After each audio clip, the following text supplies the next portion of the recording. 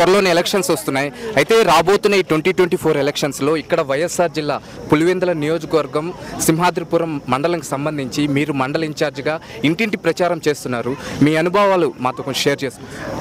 ఇక్కడ చూస్తుంటే అన్న ఎంత బాగుందంటే అసలు ఇది క్యాంపెయినింగ్ లానే ఉండదన్న. ఇక్కడ ఏదో ఒక పెళ్ళో ఒక ఏదో పేరెంట్ అంతా అందరు చుట్టాలు బంధువులు అందరు స్నేహితులు అందరం కలిసి ఫంక్షన్ చేసుకుంటే ఎట్లుంటుందో ఆ మాదిరిగా ఉంటుందన్న. ఇంకా అసలు చూస్తుంటే అందరూ మేము రాకముందే ఇంకా ఇంటి బయటకు వచ్చి మమ్మల్ని రిసీవ్ చేసుకుని మరి ఇంటికి తీసుకెళ్తున్నారు. అంత బాగుందన్న ఇక్కడ. ఇంకా అది మాటల్లో చెప్పలేము. గ్రౌండ్ లెవెల్ చాలా బాగుంది. ఇంకా సోషల్ మీడియా ఎల్లో మీడియా చూస్తున్నారు కదా, అది ఉట్టి మాటలు ఉట్టి వాళ్ళు హైప్ క్రియేట్ చేస్తున్నారు తప్ప అంతకు మించి అక్కడ ఏం లేదు. గ్రౌండ్ లెవెల్లో వాళ్ళు బూత్ ఏజెంట్లు కూడా లేరు. ఇప్పుడు ఇంకా మా కార్యకర్తలు వాళ్ళ ఇళ్ళకి వెళ్ళి బెదిరించో ప్యాకేజీలు ఇచ్చో ఏదో ఈ మధ్యనే 2 రోజుల నుంచి చూస్తున్నాము. అందరు ఇళ్ళకి వెళ్ళి ప్యాకేజ్ ఇవ్వడము ఏదో బెదిరిస్తున్నారు, కేసులు పెడతాం అది ఇదని. అది ఎప్పటి నుంచో వాళ్ళకి వచ్చింది అది ఒకటే, వేరే ఏం చేతగా కాబట్టి అదే చేస్తున్నారు. ఇంకా చూస్తున్నట్టయితే వాళ్ళ మేనిఫెస్టో అయితే ఇంకా అది టిష్యూ పేపర్ కన్నా దారుణంగా ఉంది. ఇష్టం వచ్చినట్టు రాసుకున్నారు. ఎట్లా రాసుకున్నారని ఇంకా పిల్లలు ఒకసారి ఇచ్చిన మార్కులు దుద్దేసి వాళ్ళకి నచ్చిన సున్నాలు యాడ్ చేసుకున్నారు తప్ప అది ఎందుకు పనికిరాదు. ఇంకా మన మేనిఫెస్టో అయితే ఆల్రెడీ అందరికి అందింది. అందరికి మన మీద నమ్మకం ఉంది. జగన్ అన్న కూడా అదే చెప్తున్నాడు. ఇంకా దానికన్నా అప్గ్రేడ్ వర్జన్ మేనిఫెస్టోనే ఇచ్చాడు జగన్ అన్న. వాళ్ళ మేనిఫెస్టో ఏం లేదు. మనం ఇచ్చిన దానికి జస్ట్ అన్ని ఇంకో 0 పెట్టుకున్నారు అంతే. మనం 10,000 ఇస్తే వాళ్ళు ఇంకో 0, మనం 5,000 ఇస్తే దానికి ఇంకో 0, ఒక 0 యాడ్ చేసుకుంటే లాస్ట్లో 0 మిగిలిపోతారు తప్ప అక్కడ అంతకు మించి ఏం లేదన్న.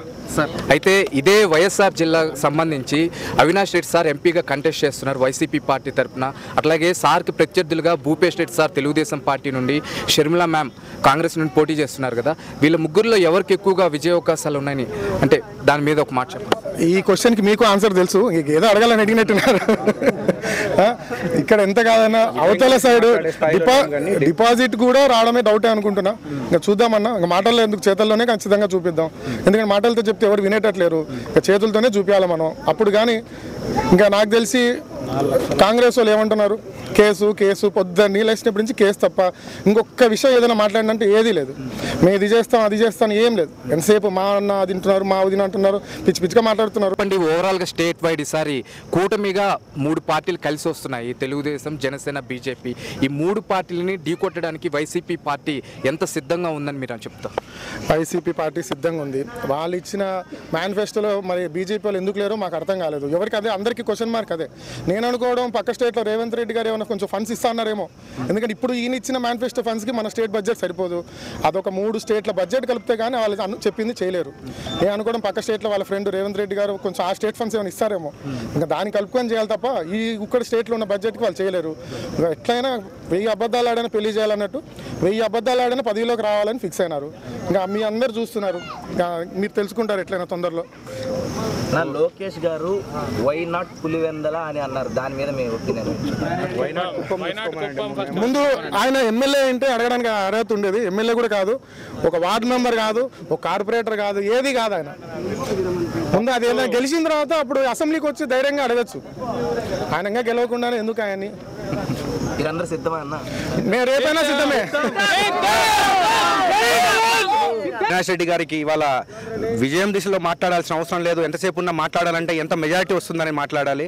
బహుశా వాళ్ళు టికెట్స్ భూపేష్ అయితేనే కానీ, కాంగ్రెస్ పార్టీ నుంచి షర్మిల అయితేనే కానీ వాళ్ళు ఏం మాట్లాడుతున్నారో వాళ్ళకే అర్థం కావట్లేదు. బహుశా ఎంతసేపు ఉన్నా కూడా మేమేం చేస్తామనేది చెప్పట్లేరు, ఏం చేయబోతున్నామో చెప్పట్లేరు. గతంలో వాళ్ళు ఏమైనా చేసింటే కదా చెప్పడానికి. చంద్రబాబు నాయుడు గారు మూడు పర్యాయాలు ముఖ్యమంత్రి, కానీ ఏం బీకారు? ఏమీ లేదు. కానీ ఇవాళ మా జగన్మోహన్ రెడ్డి యొక్క మేనిఫెస్టోని చూసి, గత 5 సంవత్సరాల సువర్ణ పాలన చూసి ఇవాళ దాన్ని కాపీ పేస్ట్ చేస్తున్నారు. ఒక ఇంటి పెద్ద ఎలా ఆలోచన చేస్తారంటే ఇవాళ ఖర్చులకి ఎంత ఉన్నాయనేది చూస్తారు. అలా జగనన్న రాబోయే 5 సంవత్సరాల్లో రెవెన్యూ ఎంత వస్తుంది, స్టేట్కు సంబంధించిన రెవెన్యూ ఎంత వస్తుందని ఆలోచన చేసి మేనిఫెస్టో ఇచ్చారు. ఖచ్చితంగా మేము గెలవబోతున్నాం కాబట్టి, అధికారంలోకి రాబోతున్నాం కాబట్టి అలాంటి మేనిఫెస్టో వచ్చాం మేము. అదే చంద్రబాబు నాయుడు గారు ఇస్తున్నారు. గత 5 సంవత్సరాలలో ఎంత రెవెన్యూ వస్తుందో తెలియదు.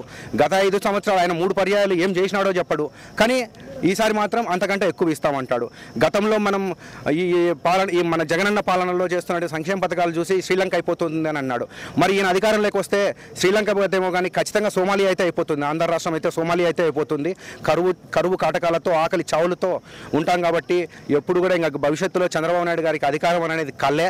ఇంకా అది జీవితంలో జరగని మాట. ఇంకా దాని తర్వాత ఇంకా ఇప్పుడు చెప్పాలనుకుంటే కనుక ఇంకా బీజేపీ వాళ్ళతో నిన్న మేనిఫెస్టో తీసుకోండి.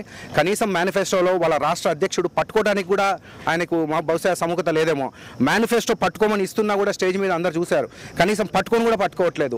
ఈవెన్ మేనిఫెస్టోలో మోదీ గారి ఫోటో లేదు. ఎందుకనంటే కన్నా ఈ అసాధ్యాలు కాబట్టి మోదీ గారు ఇతర రాష్ట్రాలలో మళ్ళీ వాళ్ళ యొక్క పాలనలో బీజేపీ పాలనలో ఖచ్చితంగా ఆ మేనిఫెస్టోలో మీ ఫోటో ఉంది కదా, ఇక్కడ ఎందుకు లేదు, ఇక్కడ ఎందుకు సంక్షేమాలు అందించట్లేదు అని అడుగుతారని చెప్పేసి వాళ్ళ రాష్ట్ర అధ్యక్షుడు, బీజేపీ రాష్ట్ర అధ్యక్షుడు కనీసం ఆ మేనిఫెస్టోను పట్టుకోవడానికి కూడా సముఖత చూపించలేదనంటే ఇంతకంటే నిదర్శనం ఏం కావాలి? జగనన్న పాలన, సువర్ణ పాలన అనే దానికి ఇదే నిదర్శనం. కాకపోతే కన్నా వాళ్ళు 3 పార్టీలు ఏకమైనారు. ఇంకా 30 పార్టీలు తెచ్చుకున్నా కూడా ఇక్కడ సింహం సింగల్గానే ఉంటుంది, సోలోగానే ఉంటుంది. ఖచ్చితంగా ఫైట్ చేస్తాం. ఖచ్చితంగా అధికారంలోకి జగనన్నను రాబో కాలంలో 30 సంవత్సరాలు అధికారంలో ఉండేటట్లే ప్రజలందరూ ఆశీర్వదిస్తారని మనస్ఫూర్తిగా కోరుకుంటున్నాను.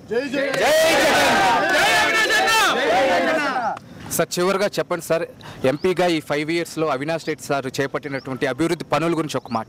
ఒక్కసారి ఈ యొక్క పులివెందుల కాన్స్టిట్యున్సీలోనే చూసుకుంటే ఈ పడిపాలెం రిజర్వాయర్ అయితేనేం కానీ, సిబిఆర్ రిజర్వాయర్ అయితేనేం కానీ, గండికోట రిజర్వాయర్ అయితేనేం కానీ, ఈ 3 గత చంద్రబాబు మన రాజశేఖర రెడ్డి గారి ప్రభుత్వంలోనే 95% పనులు పూర్తయ్యాయి. 5% పనులు పూర్తి చేయడానికి చంద్రబాబు నాయుడు గారికి 5 సంవత్సరాలు పట్టింది. కానీ ఏ రోజు కూడా ఈ 3 డ్యామ్లలోనూ ఎప్పుడు కూడా సరైన నీటిని నిల్వ చేయలేదు.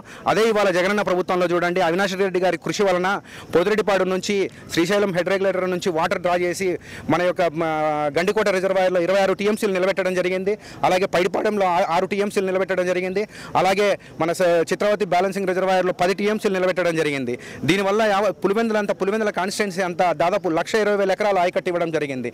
అంటే డైరెక్ట్ కానీ ఇండైరెక్ట్ కానీ సూక్ష్మ బిందు సేద్యంలో అయితేనేం కానీ, కెనాల్ ద్వారా అయితేనేం కానీ, రకరకాల పలు రకాలుగా 1,20,000 ఎకరాలకు ఆయకట్టు ఇవ్వడం జరిగింది. అలాగే పులివెందులు చూశారు, ఒక మెడికల్ కాలేజ్ అయితేనేం కానీ, ఒక ఉలిమెల్ల పార్క్ అయితేనేం కానీ, ఒక బస్ స్టాండ్ అయితేనేం కానీ, పులివెందులని మరో 20-30 సంవత్సరాల దూరంలోకి అభివృద్ధిలోకి తీసుకెళ్లడం జరిగింది. అలాగే కడప జిల్లాలో అయితేనేం కానీ ఎక్కడైనా కూడా అడిగినోరికి అడిగినట్టు అవినాష్ అన్న గత 5 సంవత్సరాల్లో ఎలా పనిచేశాడో ఈ అధికారంలో వచ్చిన తర్వాత 24 గంటలు ప్రజల్లోనే ఉండి, 24 గంటలు తన ఎంపీ పార్లమెంటు సెగ్మెంట్లోనే ఉండి ప్రతి ఒక్కరికి అందుబాటులో ఉండి ధనిక అనే భేదం లేకుండా ఓటు వేశారా ఓటు వేయలేదా అనకుండా అర్హుడైన ప్రతి ఒక్కరికి వాళ్ళకి కావాల్సినటువంటి పనులు అయితేనేం కానీ, వాళ్ళకి కావాల్సిన అవసరాలు అయితే తీర్చగలిగినాడు. అందుకే అవినాష్ అన్నను ఇవాళ కడప పార్లమెంటులో గుండెల్లో పెట్టుకొని చూసుకుంటారు. గతంలో కంటే కూడా ఒక్కసారి గమనించండి, 2014లో కొత్తగా వచ్చారు. ఆయన ఏంటో తెలియదు. ఆ రోజు 1,80,000 మెజార్టీతో గెలిచారు. ప్రతిపక్షంలో ఉండి కూడా ఆయన యొక్క పనితనం చూసి 3,60,000తో గెలిపించారు. అదే ఇవాళ అధికారంలోకి వచ్చి ఆయన చేసినటువంటి సర్వీసును చూస్తే ఖచ్చితంగా 4 లక్షల మెజార్టీ దాడతామని గంటపదంగా తెలియజేస్తున్నాను. ఓకేనా, ఇప్పుడు షర్మిల గారు చూసినా, పవన్ కళ్యాణ్ గారు చూసినా, టీడీపీ ఏం చేశారు ఏం చేయలేదని మిమ్మల్ని ఎప్పుడు అడగలేదు. కేవలం మర్డర్ గురించి మాత్రమే అవినాష్ రెడ్డి గారి మీద ఎప్పుడు దాని మీద విమర్శలు చేస్తూ ఉంటారు కదా, దాని మీద మీ కామెంట్స్? అందుకే ఒక అబద్ధాన్ని నిజం చేసే ప్రయత్నంలో ఈ దుష్టులు, దుర్మార్గులు, కుట్రదారులు ఖచ్చితంగా ఎప్పుడు కూడా బ్యాక్ ఎండ్ ఉంటారు, వెనకాల ఆపరేట్ చేస్తుంటారు.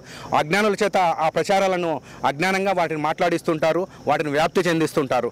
ఎందుకనంటే మన కళ్ళతో చూడలా, మన చెవులతో వినలా, అయినా కూడా ఎవరో చెప్పింది విని వీళ్ళందరూ దాంట్లో ఆ పుకార్లను ప్రజల్లోకి తిప్పాలా, ఆ అబద్ధాలను నిజం చేయాలనే ప్రయత్నంలో ఉన్నారు. ఇవాళ కడప జిల్లాలో ప్రతి ఒక్కరికి కడప జిల్లాలో వీచే గాలి సైతం తెలుసు అవినాష్ రెడ్డి అంటే ఏంటి, ఆయన మనస్తత్వం అంటే ఏంటి అనేది. తాగే ఇక్కడ నీటిని అడిగినా చెప్తారు, చెట్టుని అడిగినా చెప్తారు, చిన్న పిల్లవాడిని అడిగినా చెప్తారు, ముసలి వాళ్ళని అడిగినా చెప్తారు. ఆయన యొక్క ఎంతటి ప్రజా సంకల్పంతో ఎంతటి ప్రజలకు ఏమైనా చెయ్యాలా, ఎంత దూరమైనా చెయ్యాలని చెప్పేసి ఇవాళ ఖచ్చితంగా చెప్తున్నాను. అవినాష్ రెడ్డి గారి ఇంటికాడ గడప తగిలితే వాళ్ళకు పని కాకుండా పోయే ప్రసక్తే లేదు. ఏ పనైనా కూడా ఆయన దగ్గరుండి కూర్చోబెట్టుకొని చేయించేటంత వ్యక్తిత్వం ఉన్న మనిషి. చిన్న ఏజు 36-40 ఏళ్ళు కూడా లేవు ఆయనకి. అట్లాంటి అతను పెట్టుకొని నా 50 ఏళ్ళు 60 ఏళ్ళల్లో కేవలం అతని ఎదుగుదలను చూసి ఓర్వలేకనే ఈ ప్రయత్నాలు, అబద్ధాలని నిజాలు చేసే ప్రయత్నాలు. అంతేగాని దీంట్లో ఎటువంటి ప్రజలకు అందరికీ తెలుసు ఎక్కడ కూడా లేదు. బాగా ప్రచారం చేస్తే ఇంకా బాగా ఎదుగుతాడు తప్ప గతంలో మాదిరి ప్రచారం చేస్తే అదేదో ప్రజలకు ఏదో తెలిసిపోతుంది. ప్రజలకు అన్నీ తెలుసు. ఇక్కడ పులివెందుల కాదు, యావత్ కడప జిల్లా అందరికీ తెలుసు, రాష్ట్ర ప్రజలందరికీ తెలుసు అవినాష్ రెడ్డి గారి వ్యక్తిత్వం ఏంటో, ఆయన నైజం ఏంటో, ఎంత సున్నిత స్వభావుడో, ఎంత ప్రజల కోసం ఎంత చేస్తున్నాడో అనేది ప్రజలకు అందరికీ తెలుసు. ఇది ఎటువంటి 1% ఇంపాక్ట్ కూడా ఎక్కడ కూడా మాకు కనిపించట్లేదు. ఇవాళ మీరే చూస్తున్నారు, 46 డిగ్రీల టెంపరేచరు. ముసలి వాళ్ళు కాదు, వృద్ధులు కాదు, వికలాంగులు కాదు, ప్రతి ఒక్కరు మన వీరశివారెడ్డి వెనకబడి నడుస్తున్నారు. ఎలా నడుస్తున్నారు చూడండి, మీరే చూశారు. ఒక కోలాహలంగా ఒక బ్రహ్మరథనం పడుతున్నారు. ఇంటింటికి హారతులు ఇస్తున్నారు. భారతమ్మని వాళ్ళు చూశారు. భారతమ్మ వస్తుంటే ఇంటింటికి హారతులు ఇచ్చి ఘన స్వాగతం చెప్తున్నారు. వాళ్ళ కళ్ళలోని ఆనందమే తెలుస్తుంది ఈసారి ఎంత మెజారిటీతో గెలుస్తామని అనేది.